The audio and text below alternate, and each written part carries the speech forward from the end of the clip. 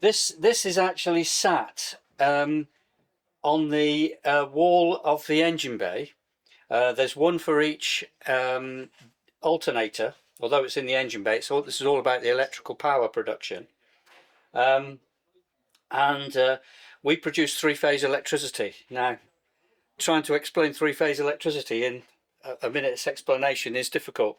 But basically, when you've got all these cables for three-phase running around the aircraft, if there is a problem, and I suppose really it's because it's a warplane, and a cable gets shot through, or if a cable gets shot through and it shorts against the airframe, something's got to protect it.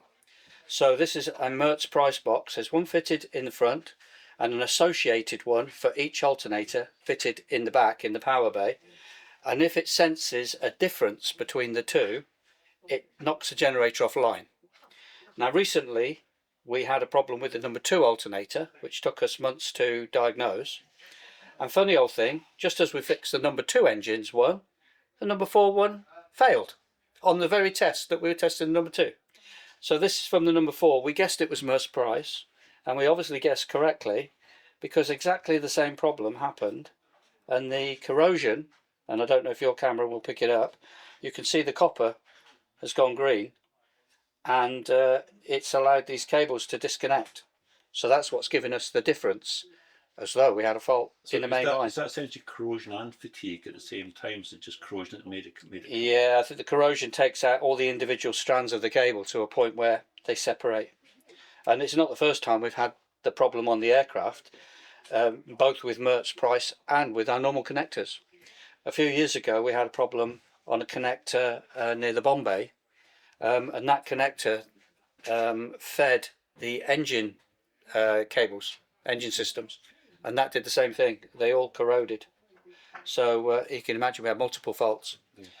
So it's a cross we have to bear, unfortunately. So what's the fix for this? Is it simply strip the wiring out and rewire? It's easy, and yeah. Then it's essentially 100% operational again. Yeah, exactly. Yeah. And the thing is, now the number 2's gone and the number 4's gone, the likelihood is that the number 1 and 3 are in a similar condition. Yeah. So we'll no doubt now be proactive. That'll be a bit of preventative maintenance on them. Yeah, I think so. I think that's what we'll do. So yeah, it shouldn't take too long to rewire it. A couple of hours. Who's got the task of doing that? Either me or Tim or both.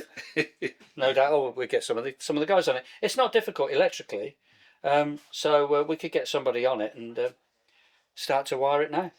Is that original to the aircraft from the 60s? That box? I would have thought so.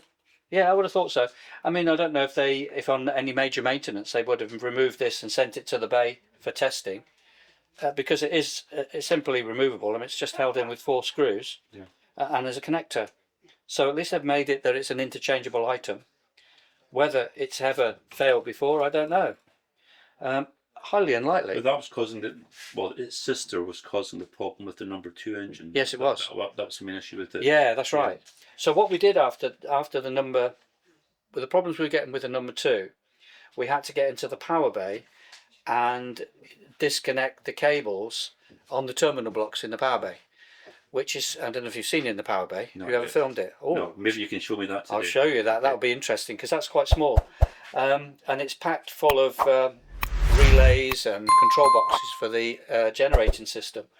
So to try and diagnose this, we had to get into the power bay, then get access to the terminal blocks, then disconnect it to prove the fault. After that number 2, we made up a little test lead, and that's what we used the other day. So we actually diagnosed it within about 10 minutes of an engine run, because we'd made ourselves a test lead where we can isolate this from the system. Because the dilemma is the control box that isolates the alternators can work on over voltage, under voltage, under frequency, all sorts of different reasons why it might cut it off. What you've got to do is try and work out which reason it is. Yeah.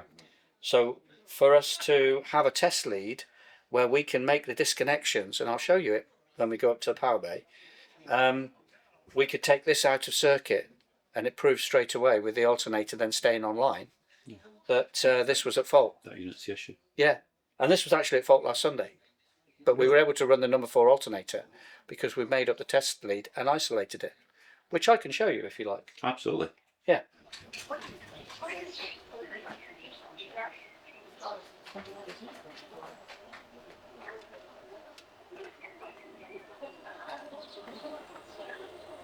This is the control system for the AAPP, the Airborne Auxiliary Power Plant. Okay. So it also has an alternator, and this is the control for that alternator. But it's very primitive compared to modern aircraft, and even compared to the 4 alternators, to be fair. The technology is just very old. Luckily it's quite reliable, so I've never had to play with it. But this is for the AAPP, and then basically you've just got 4 blocks of things that are around the aircraft for the other stuff. So we've got the books for it, and one type of diagram, like I say, is a schematic. So with a schematic you generally work out how the circuit works, and there's a description as well as to how the circuit works. And then you have a routing diagram, because it's all very well knowing how the system works, but where do the cables go? Yeah. And so that divides the circuit diagram up, so you can look at each part of the aircraft to find your cables. So you'll notice behind you, you've got panel 26P, and you'll see a lot of panels around the aircraft which are labelled with a number, and so we would go to that panel if we wanted to find fuses, for instance. Okay. So they'll be in here, and the terminal blocks will be in here. I mean, this is the type of terminal block that's fitted in the aircraft, so you can take the cover off that and get to each individual cable to disconnect it if you want to. It's a series of books. They are books that are conform across the whole of the RAF. Okay. So you have the Vol 1, the Vol 2, the Vol 3, the Vol 4, so on and so forth. So the Vol 1 is what describes the aircraft, and then that breaks down into propulsion, electrical, radar, and we've got all the books. The difficulty we have on the aircraft is that it went through a lot of modifications in its life. We've got no idea what the mod state is of this airplane. So if the mod is quite a minuscule mod, it could be as simple as somebody no longer makes this relay, but they make a replacement. So they'll bring it in under a modification to show that it's a replacement. Yeah. And it's called a C3 watt sack when old type spares are consumed. Right. So that's not a real mod, but say the Vulcans originally would have been on DC alternators. Now they're on AC alternators. That would have been quite a significant mod to introduce all this. Yeah. Yeah. Wow. The system was part of my training, but I never worked on Vulcans. Right. Okay. So although I learned the system, Yeah. never applied it because Yeah. I wasn't posted to Vulcans. So it's only coming here now that I've had to relearn it again. And I take these bits home and test them at home. Yeah. Yeah. Well, there you go. And the guys have built me an alternator with the right voltages so as I can test it. Yeah, Eric built it.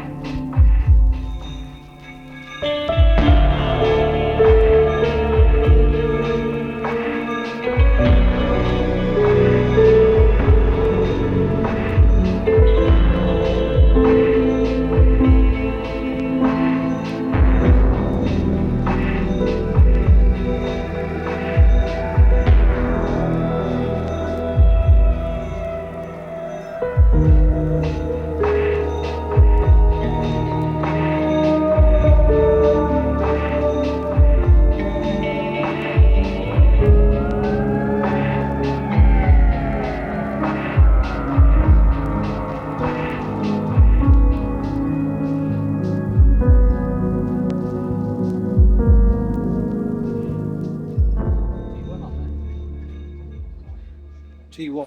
Yeah. So yeah, that goes into That goes in there. T1. But is T1 not coming back to these, and T2s are all daisy chain? back to this D. T2's are the daisy chain, so that wouldn't be going on there like that. So that's the T2, Yeah. which you should pick up because it's still connected. I No, think. this one here. Oh, sorry, D. Yeah. Yeah. Right, they are bad, aren't they? I think this whole box is It's the problem with it being corroded, isn't it? You prod that one, right? I'll prod this. Oh yeah, That's good. right. Okay. Well, that's that. So that's that. Which, where's your? After we go into grade, which is that one. Yeah. Yep. Okay. Okay, so that's fair enough. That's easy enough. Yeah. So it's these two, getting these two the right way around. And No, where it goes. in there, not connected. Yes. Right. Okay. So you say Eric's going to drill these pins out, is he? Yeah. So we'll have to. We've got one pin. We'll have one pin in each one. What are they soldered or are they crimped? They're crimped. I don't think I can pick up far enough. Well, we can cut the cables now. They're crimped. Well, it should be all four sets, shouldn't it? We should build the other ones as well. Well, we are closing up 3 and 4 doors. We'll start on 1 and 2 doors. So by the end of the day, we should have all 4 boxes. We've got mobile workshop. So are you not leaving the number 2 in there because that one's been rewired? No, we're going to put the new You've one. got to put the new one back in there. Oh, That's the a, new that's one's a still in there. straight swap from the stores. Okay. So am I being a bit sort of banjo here and going like that? Or do you want me to cut it to the, Cut it neat and see if we can take them out of that. what, here? Hey, You want, oh, you want me to put, just a yeah. Eric didn't need all the rest. no, I don't need all that. I mean, so I'm having to be neat here. I'm just wondering if we can extract the cables through that I don't know. and reuse it. If not, we'll Is it- heat is that- shrink it. Is that an actual sleeve? Or is that, I'm not sure. I don't know. I think it would be a sleeve. I like the green one, yeah. That's conductive, mate. Right, so that should be a ring, which we're going to remake. Yeah. The idea is basically to clone these, loop them to put a new set of wiring into these units. Yeah, so the modern day version of the wire is that, as against that. Slight difference. Yeah, slightly different size in size. Yeah, so it took a long time to get that wire, and that one, that's the only clean one in the whole thing. Yeah. So we'll make another one. Yeah, Alan's going to rewire it, is he? I'm going to do it now. No way. Well, we're going to do it as much as we can because Eric's got to take the plug of the pins away and drill the ends out because these are cribs.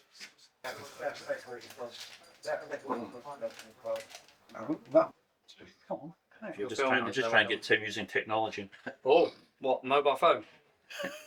Hang on, I'll just turn that on. I'll give him another bit of technology in a minute. Don't.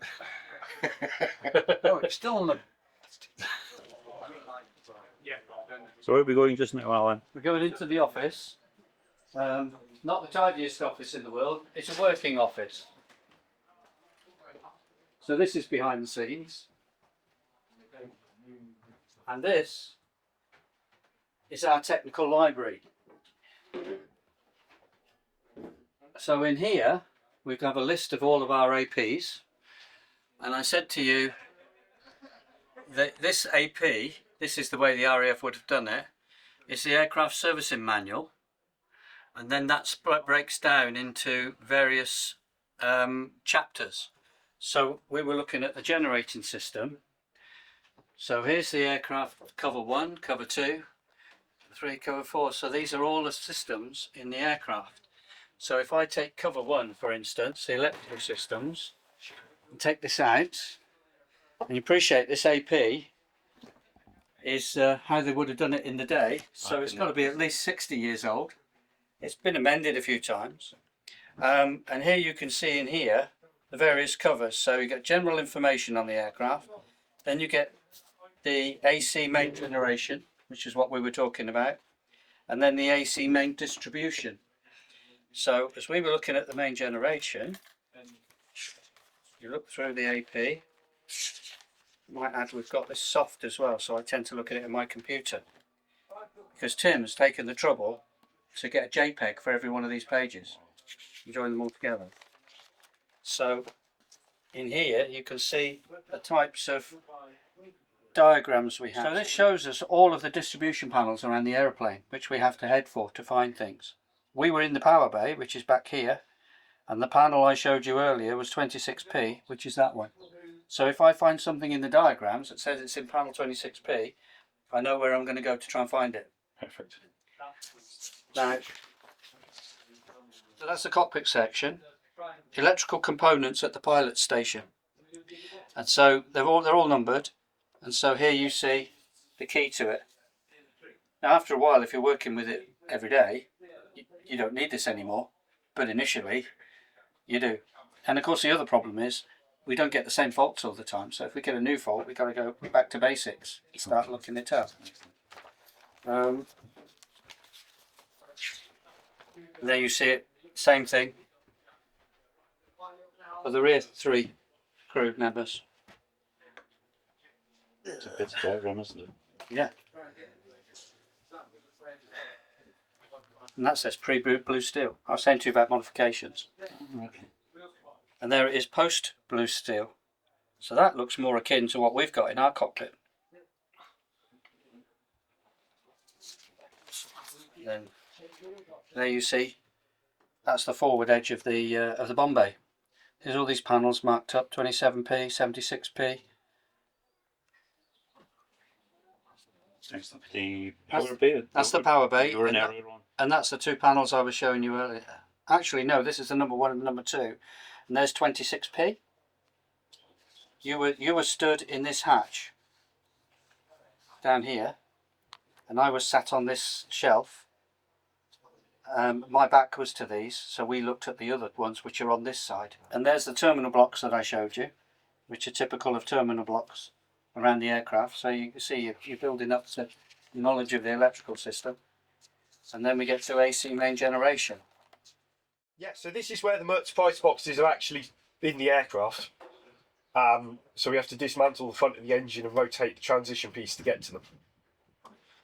And these are the boxes that Tim and Alan are working rebuilding. on. So they all have to come out and Tim and Alan will rebuild them and then we'll put them all back. Well, I'm lucky because this one's been off before, which makes it a little bit easier.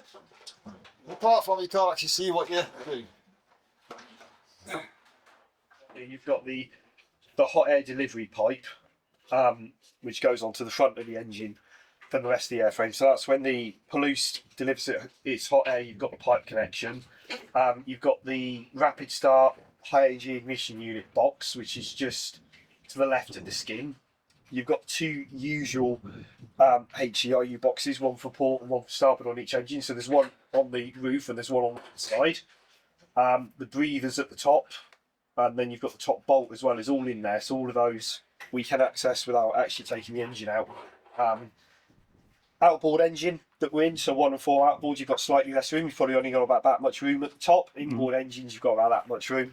Okay. So Simon's got an easier job then. Simon's got an easier job with this one, Yeah. because it's an inboard engine. So if you look up, Yeah, that's Simon. This is easy. you can see where the top bolt will be if you look up through that gap. There'll be a metal fork hanging down, and that's where the top next to the engine.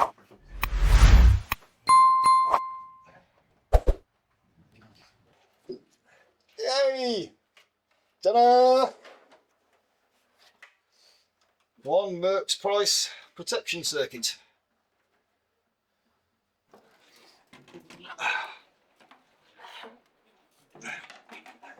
Now, just give them a quick label so we know which ones come out. You want to label the bag as well? No, I'd usually tie the bag to one of those. Right. So yeah, it was either, that was the first one, and the Yeah. third. Okay. This was the second and the fourth. That's strange. I might see if I can find a complete set of bolts to put them back in. What I've got here is a fuel contents amplifier. So on the aircraft you've got 14 fuel tanks, and each fuel tank would have an amplifier like this, and this would take a signal out of the fuel tanks and convert it into something that would make the gauge work in the cockpit. Now, when I was in the RAF, if one of these had gone wrong, we would have gone to stores, got one, replaced it. We don't have that luxury here because obviously we've got no support behind the aircraft. So we've actually had to take this apart, diagnose the electronics in it to repair it. Now, in the 60s, when this was put together, it used to be soldered. That was the way that they sealed things. So we've desoldered this one because we've repaired it in the past. So I leave them desoldered now so that I can check them out. And if I've got to repair them, then I can simply pull it apart. And what you've got inside is the electronics to actually make this work. Now what we've had to do is to analyze this so that we know which is transistor 3 and resistor 4 and all that sort of stuff, and then attempt to diagnose this. We've done several and we've successfully managed to fix them. So you pretty much had to reverse engineer things. Yes, exactly. So we reversed engineered it to repair it, and then we put it back in our stores. There'll be another one that will fail one day, and we will replace it probably with this one. And then when we've and then we probably will seal it at that point when it goes back on the aircraft, but we'll use modern day sealants so that we can get into it easily again afterwards. And then we have got adjusters on there. You can see there's 2 adjusters. One's for the full and one's for the empty reading. We're more interested in the empty reading, to be honest. We need to know whether we're empty or not, because in the winter it's important we keep the fuel forward in the aircraft to stop it tipping up if we get snow on it. So global warming's helping us. We don't get snow on it anymore. But that's not to say we wouldn't in the future. But that just gives you an idea of our electrical components, the depth that we now have to go to, which in the RAF we wouldn't have done.